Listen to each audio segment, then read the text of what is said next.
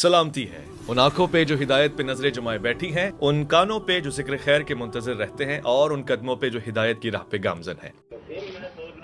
जी जी जी फरमाइए।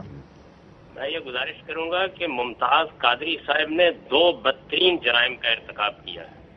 उन्होंने शरीयत की रूह से एक ऐसे शख्स को कत्ल किया है जिसके कत्ल की शरीयत में इजाजत नहीं थी।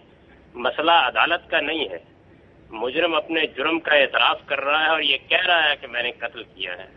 कुरान मजीद बड़ी वाज़ेह तरीके पर यह बात कहता है कि जिसने किसी एक इंसान को नाहक कत्ल किया उसने पूरी इंसानियत को कत्ल किया। दूसरे बड़े जुर्म का इर्तिकाब उसने ये किया है कि वो एक शख्स की हिफाजत पर मामूर किया गया था। उसको इस मकसद के लिए तनख्वाह दी जाती थी, उसने इसके लिए हल्फ उठाया था, उसको इस मकसद के लिए तरबियत दी गई थी। अगर उसके अंदर कोई वाक़यातन कानून का, शरीयत का एहतराम था तो उसे पहले ये मुलाजमत छोड़नी चाहिए। इस चीज का हम एहसास नहीं करते कि हम किस चीज की तायीद कर रहे हैं।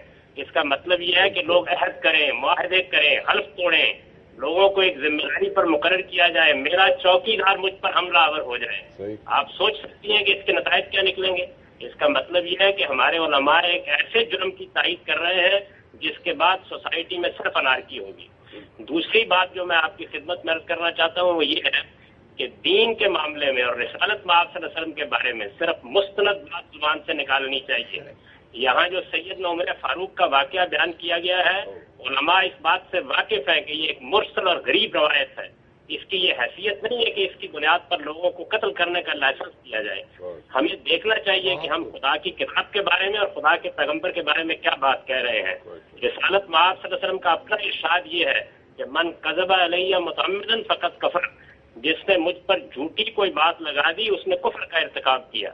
रिसालत मआब सल्लल्लाहु अलैहि वसल्लम की मोहब्बत का अव्वलीन तकाजा ये है कि आपकी तरफ किसी गलत बात को मंसूब न होने दिया जाए।